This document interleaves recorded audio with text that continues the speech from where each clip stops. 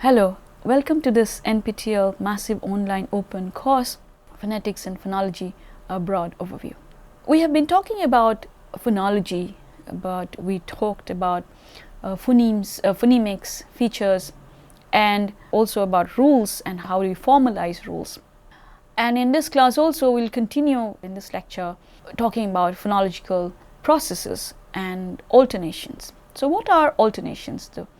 So the focus of phonology is to find predictable alternations between sounds, and as we saw in the last couple of lectures, that in phonology we assume that there is an underlying form, there is a representation,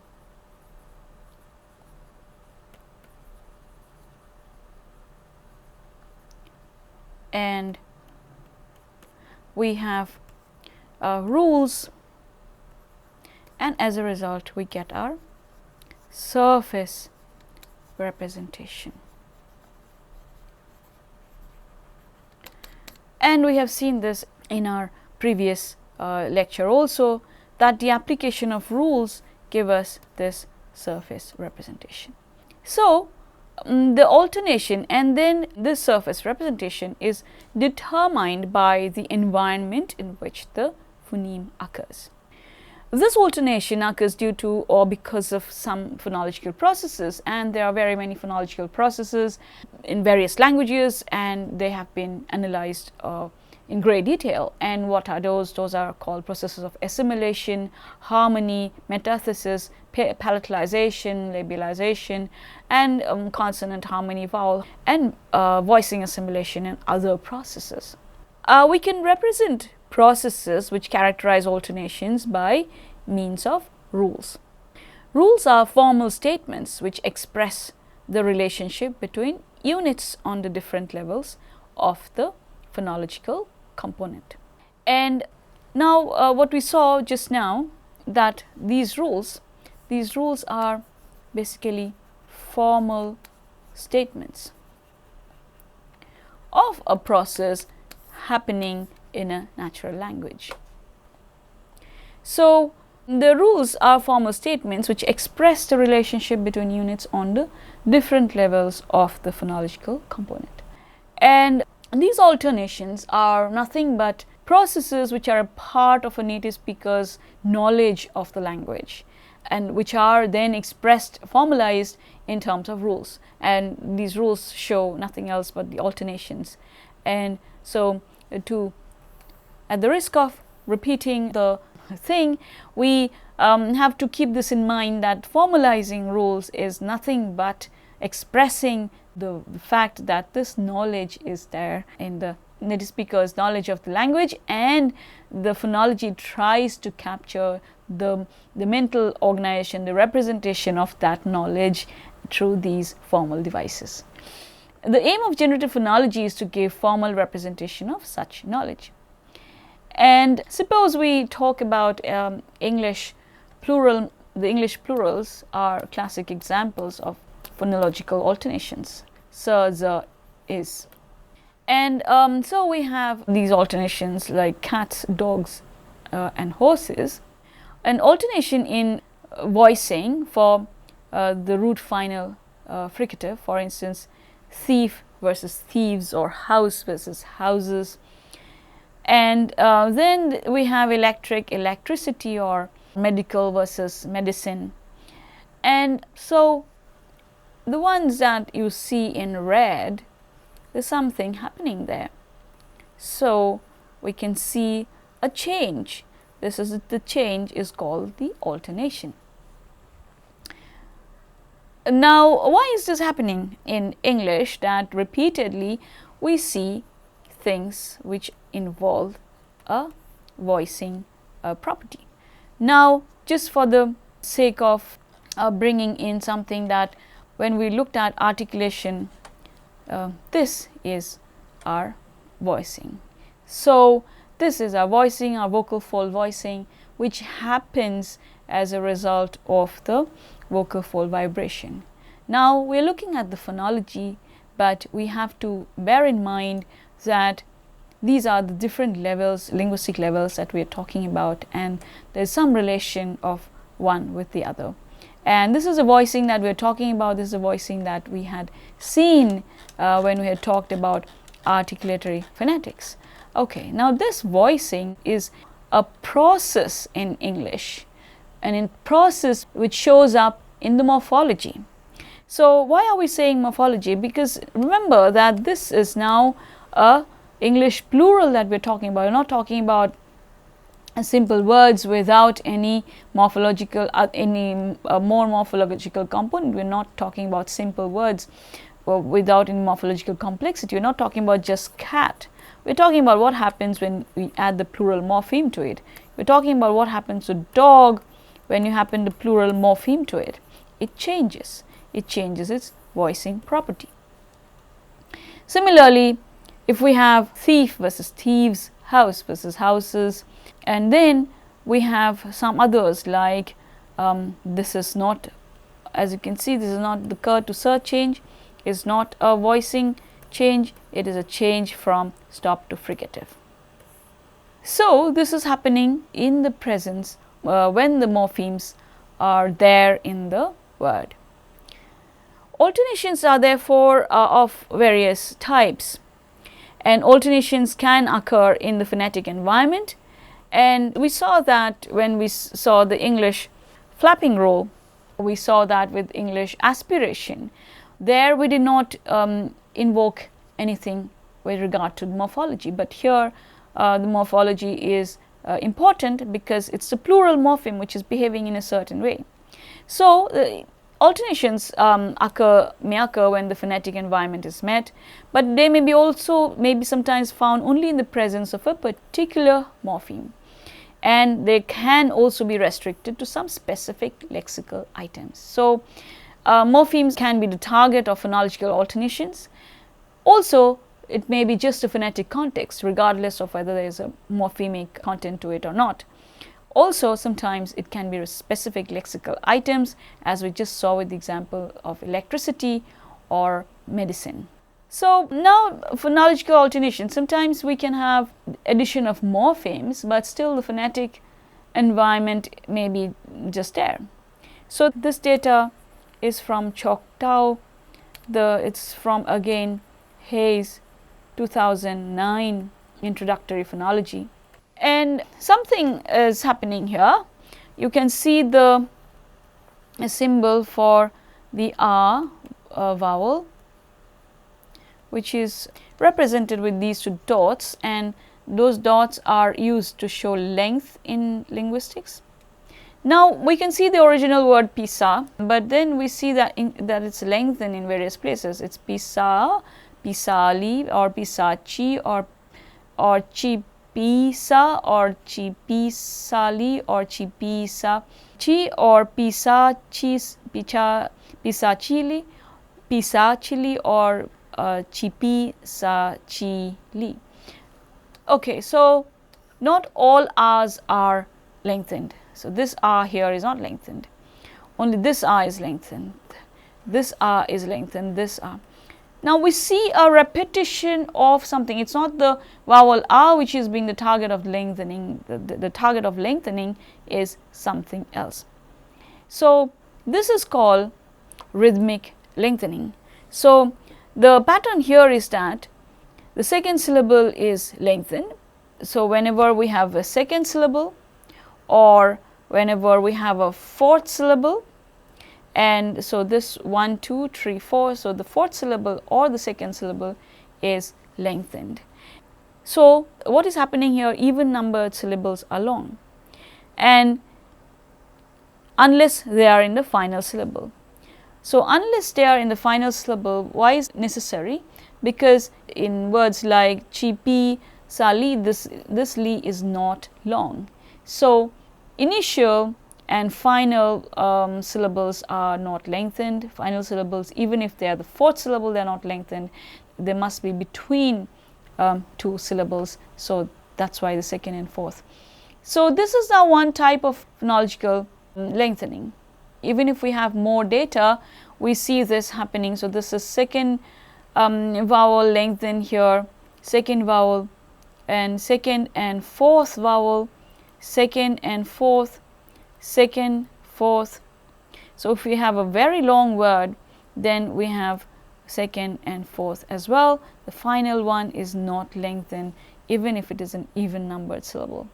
So now we have this very extensive morphology here in Choctaw, but we see that this rule that a vowel becomes plus long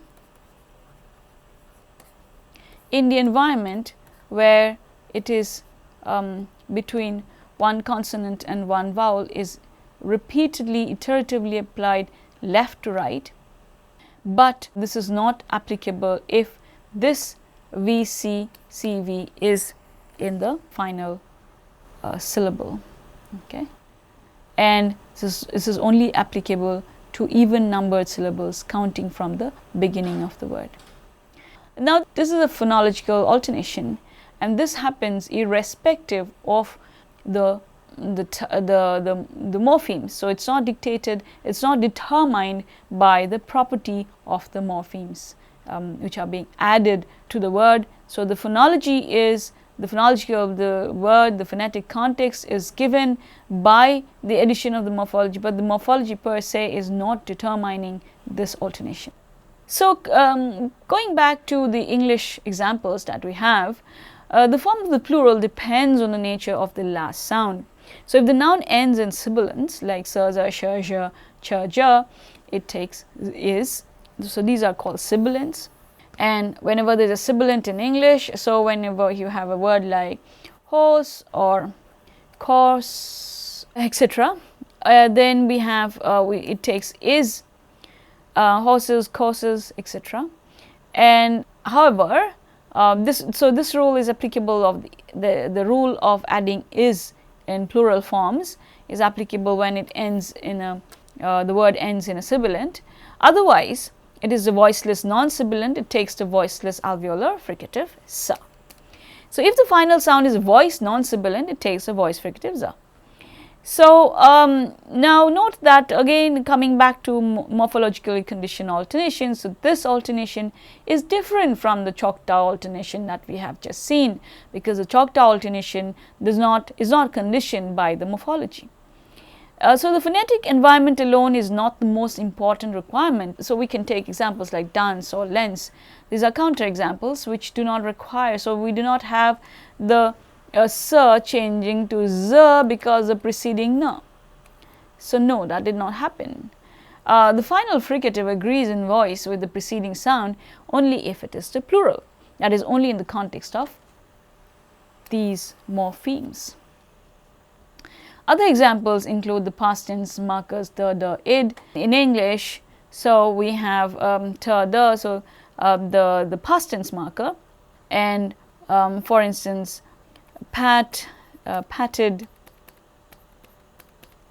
and if we have a voiceless consonant preceding the past tense, then it is the, or if it is another alveolar, then we have id. If it is a voice consonant, we have the.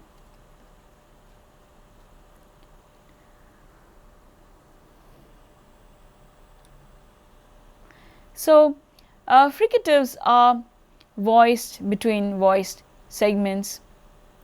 So we have leaf, leaves, and the velar k is fronted, fricativized, and we have velar softening, which is this is the process of change from a stop to a fricative is called softening.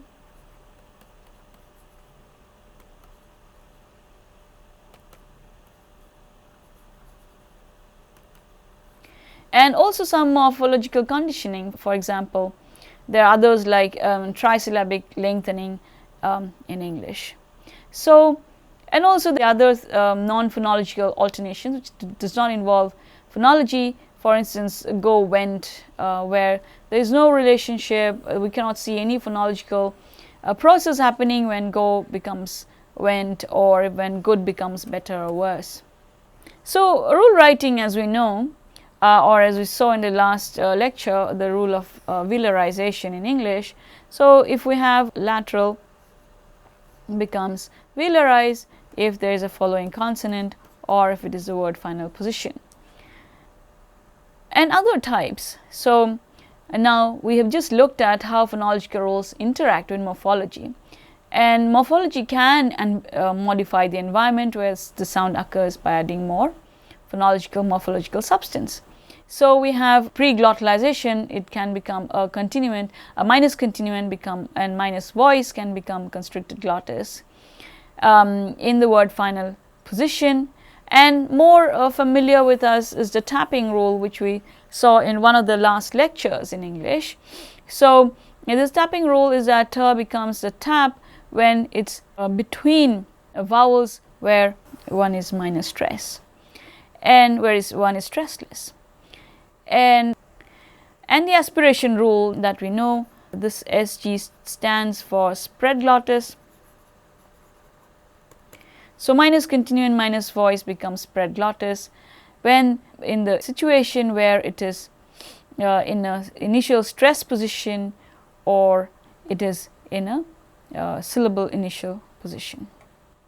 So there are again other types of rules, feature changing rules, rules which affect individual features or small groups of features like nasal assimilation, flapping, glottalization. There are also rules of dissimilation where two adjacent segments which share some features become different from each other, or change a feature so that they become different from each other, and that is called dissimilation. And more common are deletion rules. When something is deleted, we use this symbol to express this. So if in the word final position, something is deleted, then we would use a rule like this, that A goes to null in the context where it is in the word final position following B. In some varieties of English, the word final coronal stop is deleted, and this is post-nasal deletion is seen here in Han or in Lis. And also there are processes of insertion, which involves inserting a segment that wasn't originally there. In some varieties of English, liquid nasal clusters film becomes film, which is very common in Indian English. There's metathesis, is another process. Metathesis refers to the reversal of a sequence of segments in a word. And then we have, so metathesis examples would be, if I can think of, so this is an example of metathesis where we have Benares in English, where the na is changes its position with the ra, and whereas the ra, this syllable, so the second syllable and the third syllable have changed their word initial onset, switched their word initial onset from Benares to Varanasi. So this is a typical example of metathesis. So we have reduplication as one of the phonological, actually it's morphophonological. Reduplication is a huge topic which involves studying how part of a word or parts or vowels or consonants are repeated. It's a copying of a part of the word and attaching the copy to the original word. And usually the initial consonant is copied along with the vowel, but there are many different ways in which reduplication can happen in languages, and Indian languages have a lot of reduplication, or languages spoken in India have a lot of reduplication which can be studied in great detail. Now we can look at a bit more of how rules are expressed, and let's see the Russian voicing assimilation rule. And why is this rule expressed like this? So look at the data here. So the data is again from Hayes 2009, Introductory Phonology.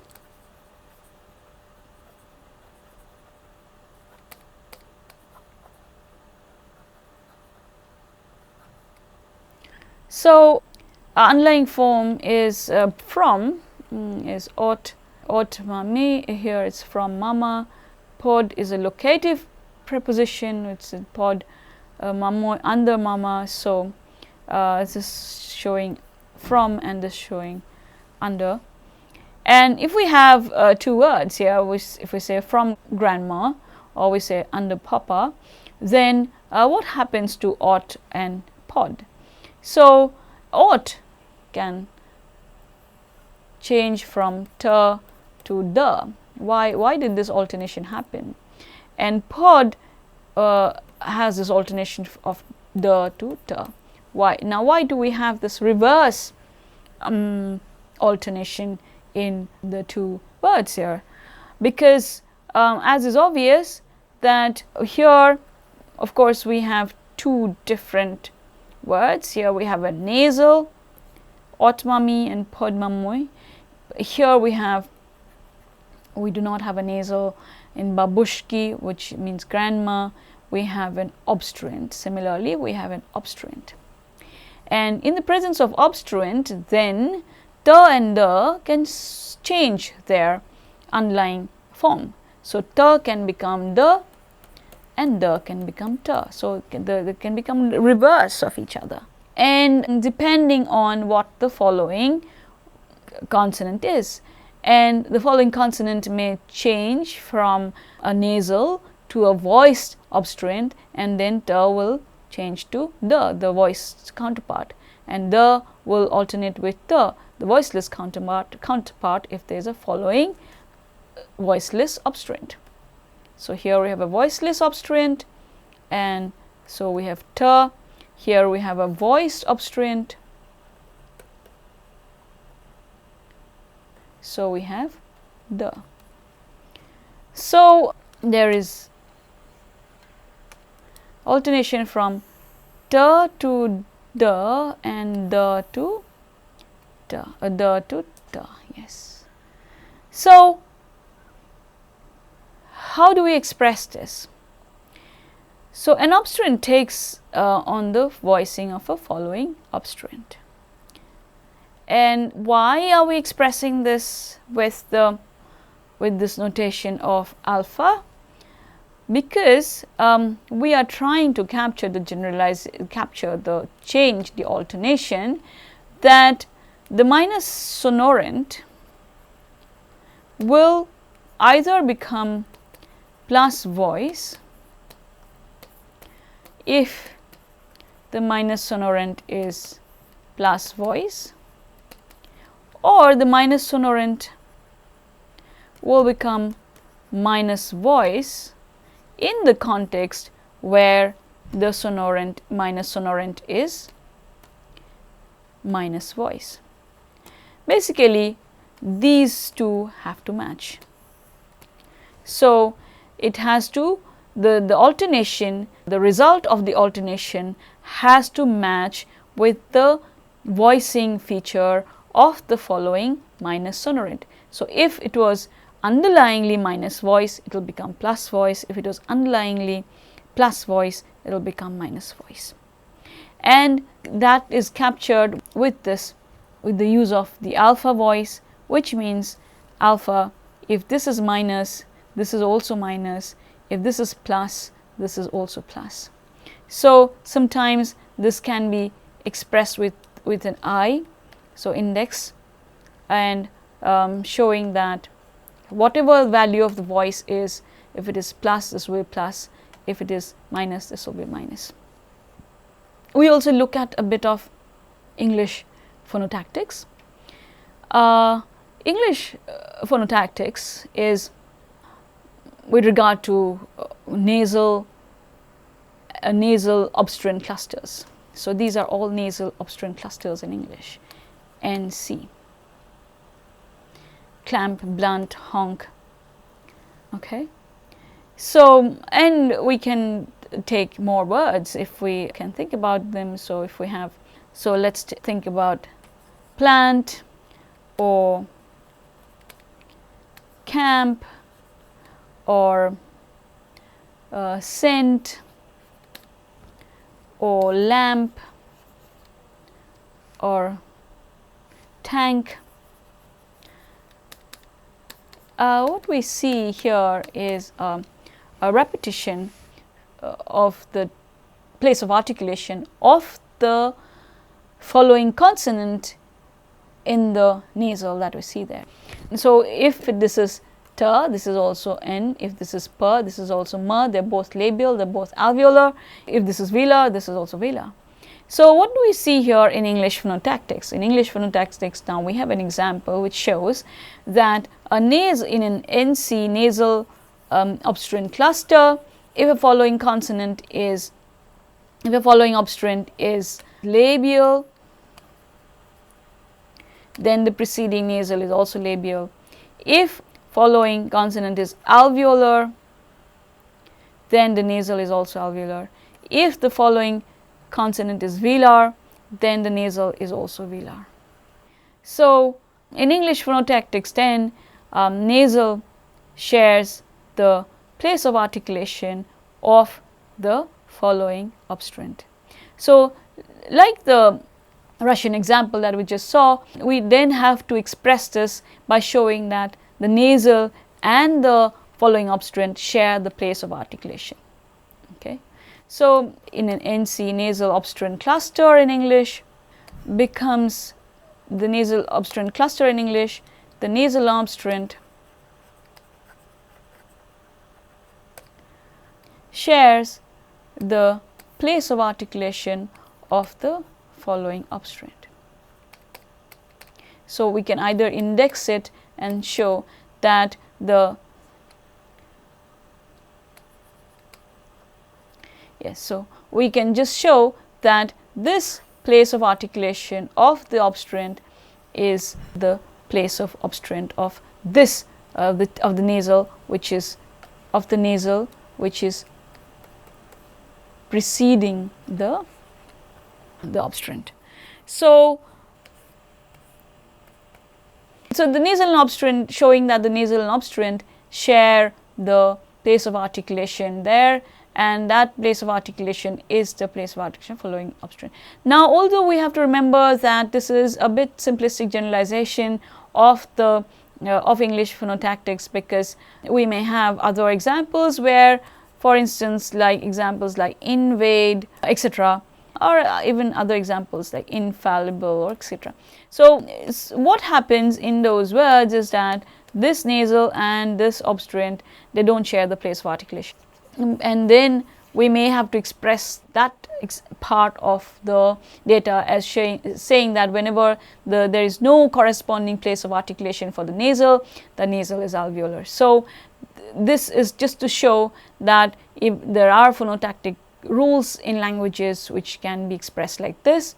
And so now, the end of this lecture, now we have seen that languages have various rules, and languages have phonetic rules which are determined by the phonetic context, and they are always automatic, always apply in any so just if the context is given, the rule applies. So that happens automatically. And then there's sometimes which are rules are governed by the morphology. There are morphologically conditioned rules. Then we have seen how that happens in English. So English plural formation or English past tense formation, we have seen that those rule, the voicing assimilation there is determined by morphology. And then we have lexically conditioned rules, and then we have also phonotactics, which we saw in the last lecture, where we talked about where we talk extensively about phonotactics, about rules versus constraints, and also we talked about the psychological reality of the phoneme. And in that lecture we saw that how phonotactics is an integral part of the phonology of a language, and right now we saw how a rule can be applied to the phonotactics. And also in this lecture we saw how rules are applicable in context of deletion, or in the context of voicing assimilation, or in the context of place assimilation, etc., and how we can express those rules in the format of what we have seen, x goes to y in the environment Z. In the next lecture we will look at rules again. We will look at ordered rules, and we'll look at morphophonology, and then we come to the end of this overview on phonology. But till then we have more to talk about in phonology, and after that we also have to talk about syllables, We have talked about features today, and we will see how sonority plays a role in syllabification, and we also have to talk about tone and intonation. Thank you for your attention, and I'll see you in the next lecture.